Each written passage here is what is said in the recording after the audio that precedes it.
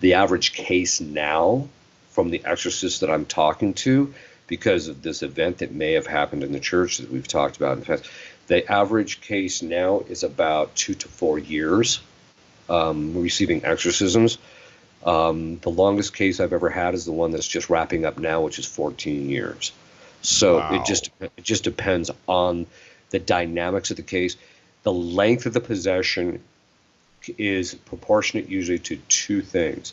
It's either because God wants the person to obtain, or the family or the exorcist to obtain something in the process, or it's connected to external factors, which is very rare. In other words, you have to start kind of cleaning up. So I'll give you an example of the external factors. There was a nun who became possessed in the 1930s in Iowa, A nun, and you which say?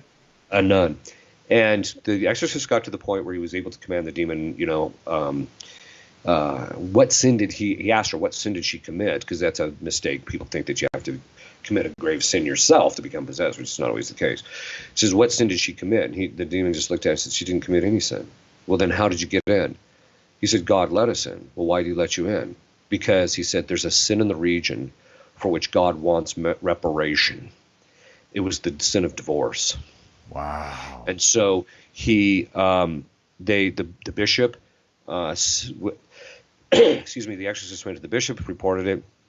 They set up perpetual adoration around the diocese, and about 48 hours later, she was liberated when the Wow. reparation had been made. So sometimes you'll see stuff like that, but those are very rare.